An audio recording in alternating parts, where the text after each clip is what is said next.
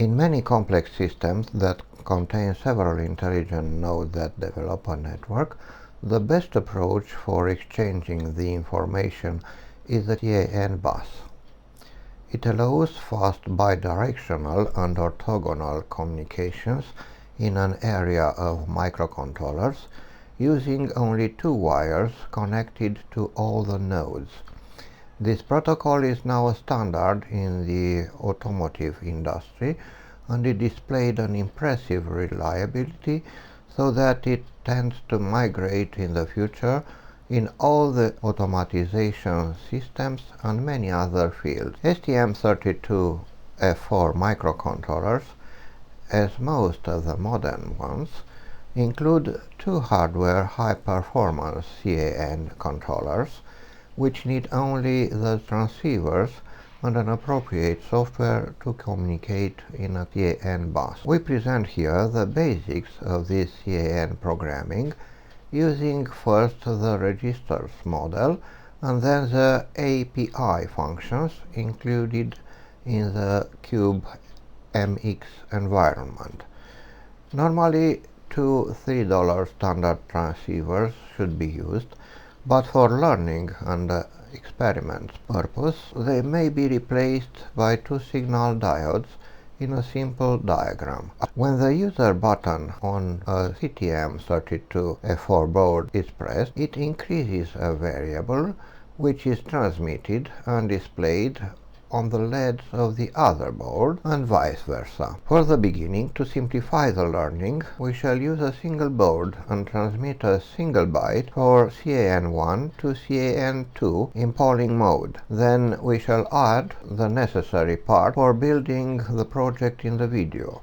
I will highlight only the part that we have to write. Here are the variables and the private function prototype for transmit and receive. And here are the two structures for the message and filter. The main part has an infinite loop for transmitting data between 0 and 25. Anyway, although you will be able to reproduce the hereby software, CAN, as many other complex peripheral devices of the ARM microcontrollers, can't be learned in 10 minutes, and the documentation must be read for some hours and understood. We shall use CubeMX for generating the basic part of the project.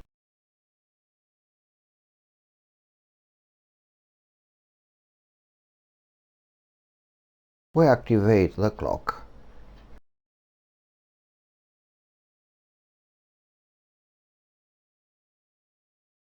CAN1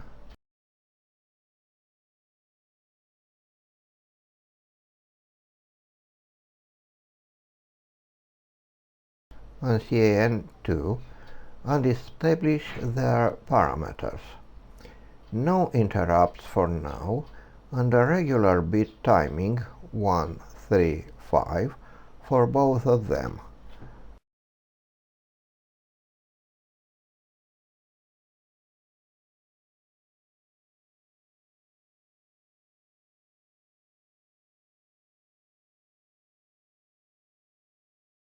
We shall choose a directory and a name, then we generate the project for EWARM or Kyle MDK.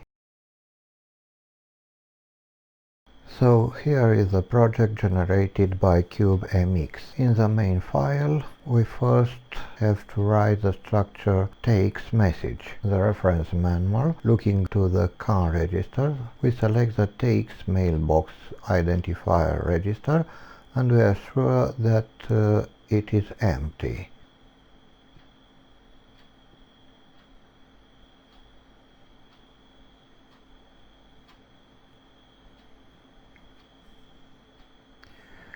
Then we may write here the 11 bits of a standard ID.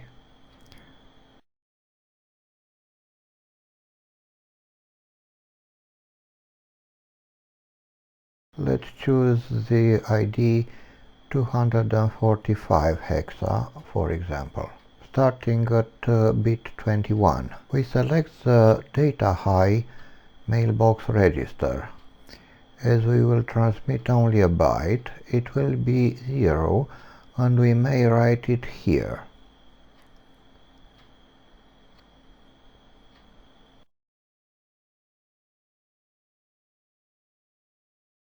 In the mailbox data length register, in position 3 to 0, we should write the actual length 1.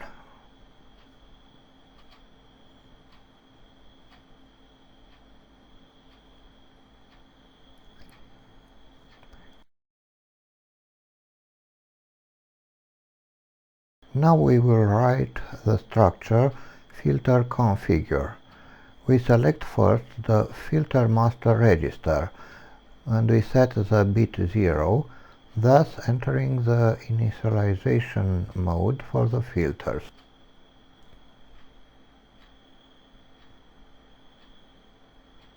Then we select how many filters we reserve for CAN2.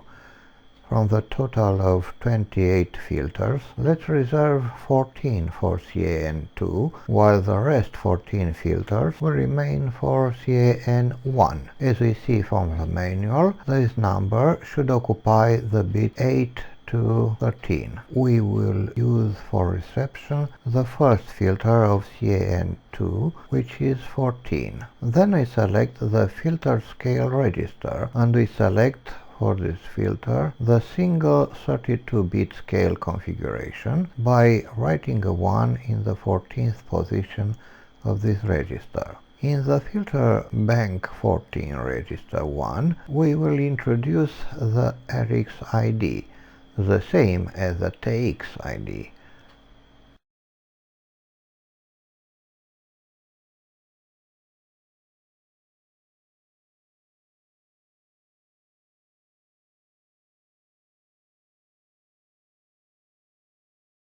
(245 hexa). It occupies the bits 21 to 31 according to the reference manual, page 1066. In the filter mode register, we will select the identifier list mode for this filter by writing a 1 in position 14.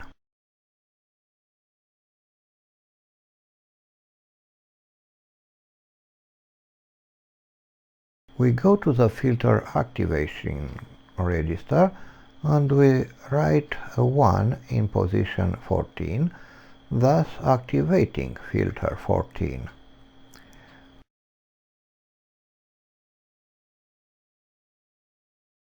Finally, we leave the initialization mode for the filters by clearing the bit 0 in the filter master register.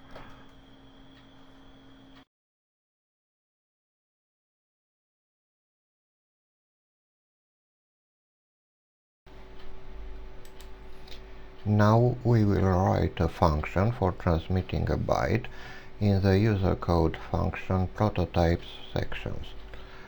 Let's name it CAN1TX, having an argument unsigned 8-bit integer data.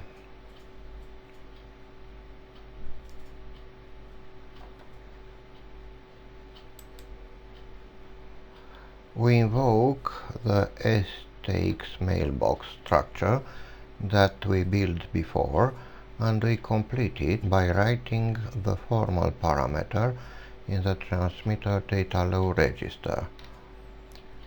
We finalize the function by setting bit 0, transmit mailbox request in the mailbox identifier register.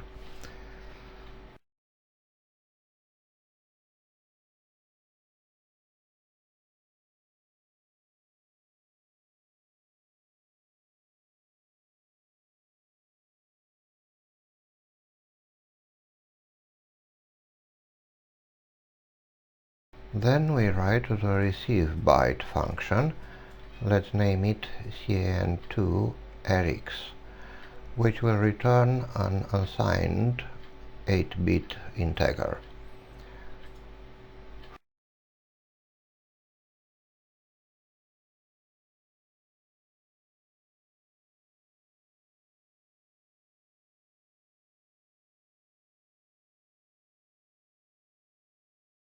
First, we will wait in polling for a message, while in receive 500 register none of the bits 0 or 1 are set.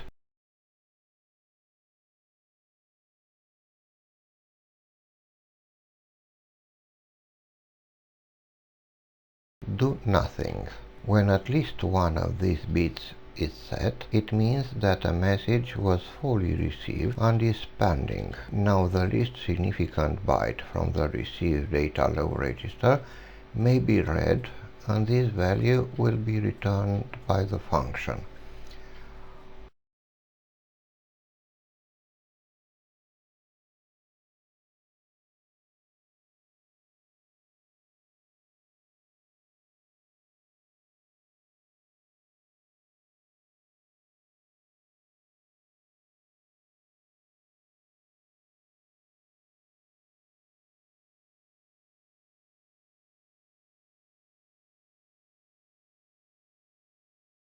We finalize the function by setting bit 5 of the receive 500 register, thus releasing the output mailbox.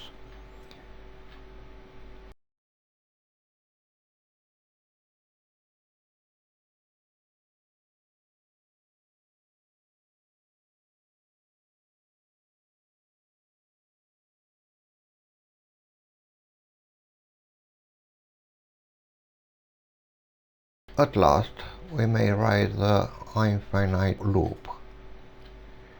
Here we increase an unsigned 8-bit variable from 0 to 24,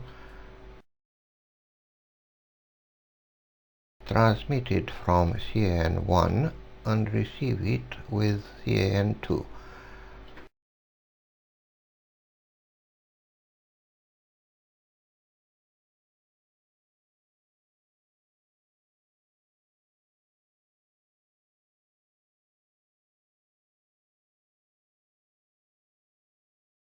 We provide a 1-second delay for allowing the debugger to sample the messages using live watch. Of course, we have to declare the two variables in the user code private variables section.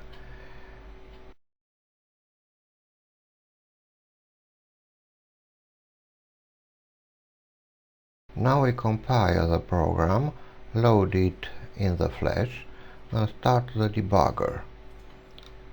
We insert a live watch window and replace here the transmitted variable and the received one.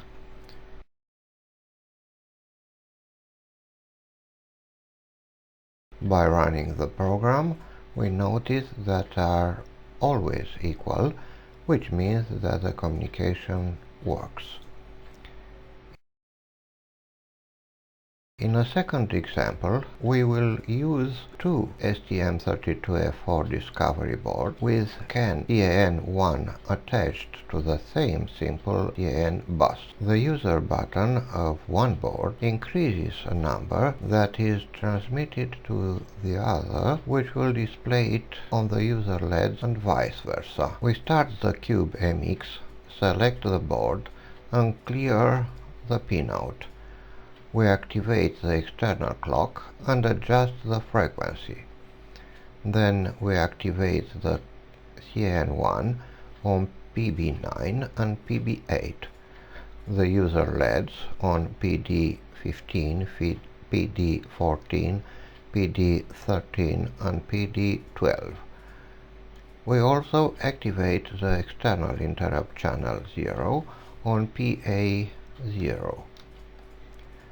We configure the CAN with the time quanta 241 and activate its RX0 interrupts. In the nested vector interrupt, we also activate the external interrupts line 0 with a lower priority. We choose a directory and a name, and then generate the project.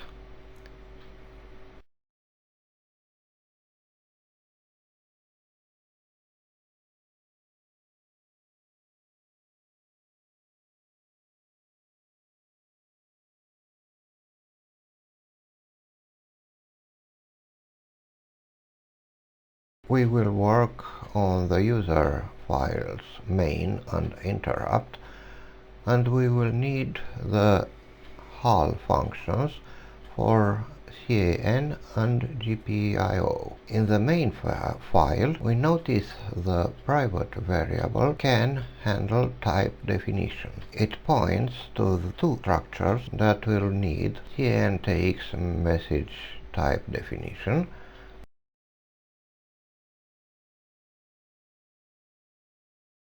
and CAN RX message type definition. So we copy and insert them with proper arguments in the user code private variable section of the main file. These variables will be pointed by the TX and RX pointers of the CAN1 handle structures, as we specify in the user code 2 section.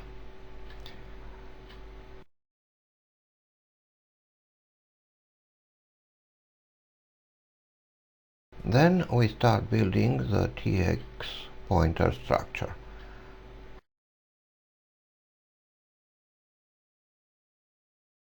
First, we specify the TX ID, let's say 244 hexa.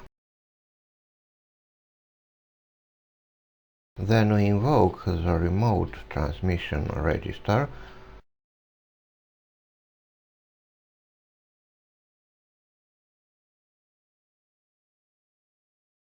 and find its definition. We copy the reference to this register from the associated commands and introduce it in the search window. By searching twice, we find the alternatives and choose data frame. We copy its syntax and paste it in our structure.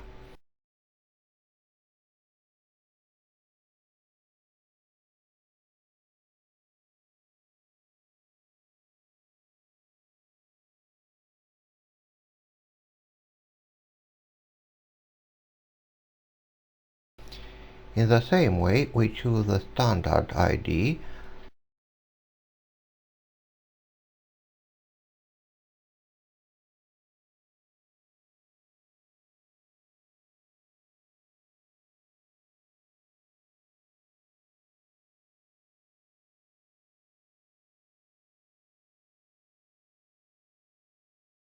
then establish the number of data bytes, which will be 1.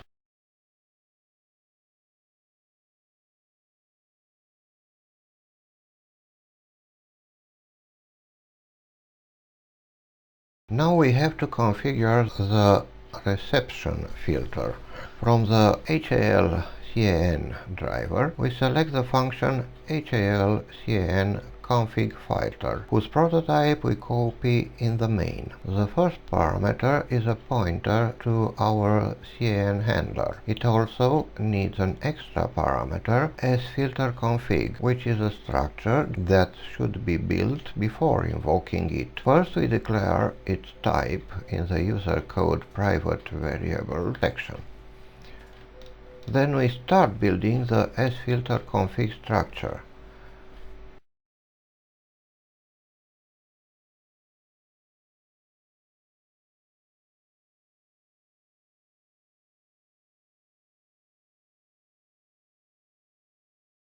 We establish the filter number 0,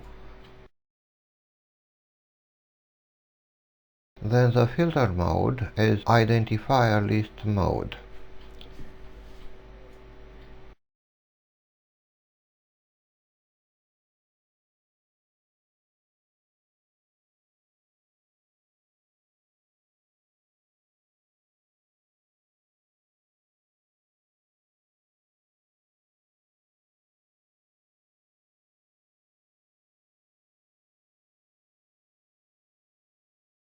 Using the same method, we choose from the alternatives for filter scale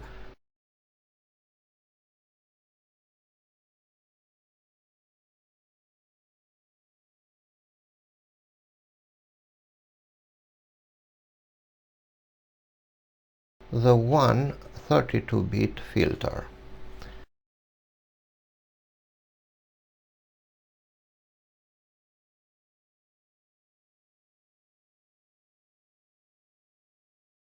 Then we establish the filter ID, which will be the same with the other board TX ID. Let's say 245 hexa. It will occupy the bits 5 to 11 in the high part of the ID register, according to the documentation, page 1066. The lower part of this ID register will be 0. As we work in the ID list mode, the mask ID register will be also 0.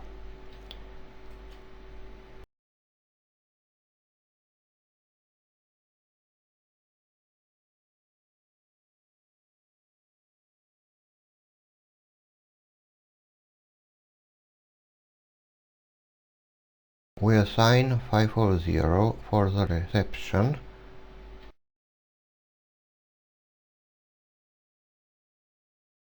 and the filter bank for CAN2 will start at 14. Now we may complete the HAL CAN config filter function. Before entering the infinite loop, we have to activate the CAN RX interrupt. We go to the HAL CAN driver and we copy the prototype of the function HAL CAN receive IT. The first parameter is a pointer to our CAN handler, and the second one is a previously chosen 540.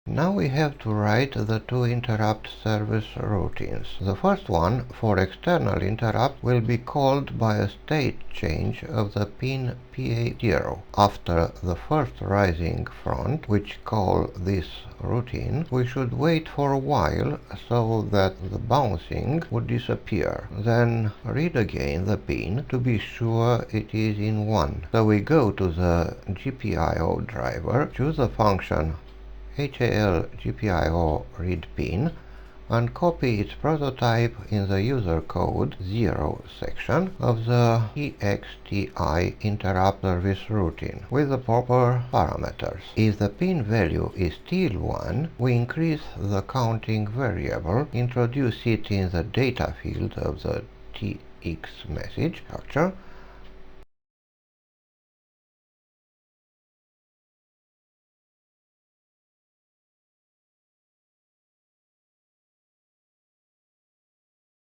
and transmit it using the function HAL CAN transmit.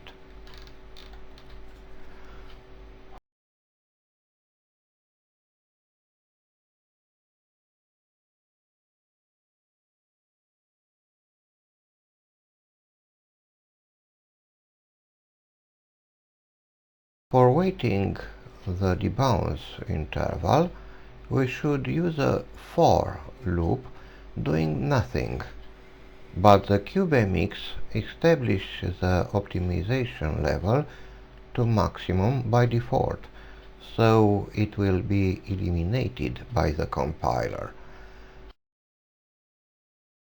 To prevent that, we shall go to Project, Options, C++ Compiler, Optimization, and we'll choose the level None. Of course, we must declare the counting variable as an unsigned 8-bit integer in the main file for live watch, and as external in the IT file. Now we go the second user area of the CAN RX0 interrupt service routine, and from the HAL CAN driver we copy the prototype of the function HAL CAN receive IT.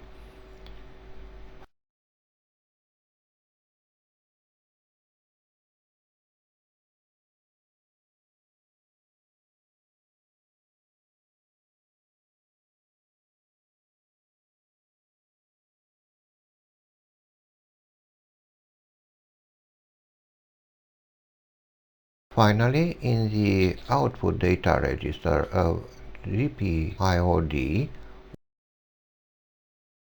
we may write the data from 500,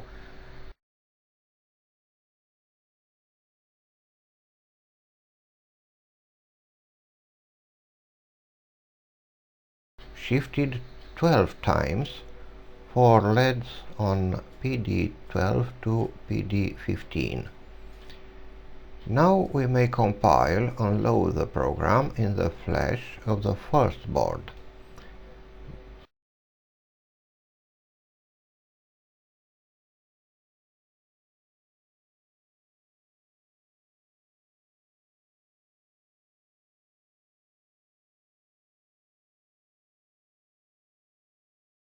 Then we pull out this board and plug in the second one.